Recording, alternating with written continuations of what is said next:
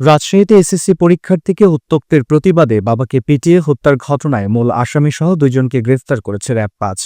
র‍্যাব-৫-এর অধিনায়ক lieutenant colonel Mohammad Masud Parvez জানান, বুধবার নগরীর তালাইমারী শহীদ মিনার এলাকায় প্রধান আসামি নান্ত ও তার সহযোগীরা মিলে এসএসসি পরীক্ষার্থীর বাবা আকরাম হোসেনকে পিটিয়ে গুরুতর জখম করে পরে তিনি মারা যান। এ ঘটনার পর বৃহস্পতিবার বোয়ালিয়া থানায় মামলা করেন নিহতের পরিবার।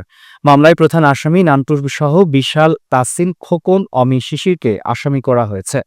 মামলার পর থেকে র্যাবের একটি আভিযানিক দল আসামিদের গ্রেফতারে মাঝে অভিযান পরিচালনা শুরু করে। এরই অংশ হিসেবে শুক্রবার রাত ৮টায় নওগাঁ সদর এলাকার রামরায়পুরা আড়াপাড়া এলাকায় অভিযান চালিয়ে তাদের গ্রেফতার করা হয়। গ্রেফতারকৃত আসামিদের আদালতে পাঠানো হয়েছে। মামলার অন্য আসামিদের গ্রেফতারের চেষ্টা চলছে।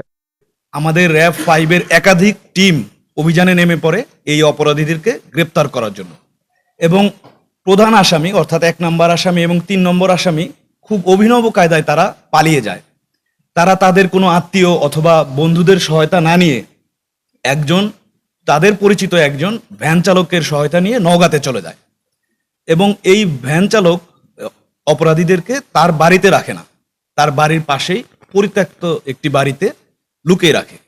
তো আমাদের একাধিক টিম ঘটনার দিন থেকে শুরু করে কন্টিনিউ তাদেরকে চেস করতে থাকে, এবং পরবর্তীতে সেই পরিত্যক্ত বাড়ি থেকে আমরা তাদেরকে গ্রেফতার করতে সক্ষম হই।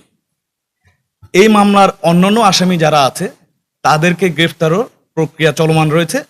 আমরা আশা করছি ইনশাল্লাহ অন্যান্য অপরাধীদেরকেও আমরা গ্রেফতার করতে সম্ভব হব।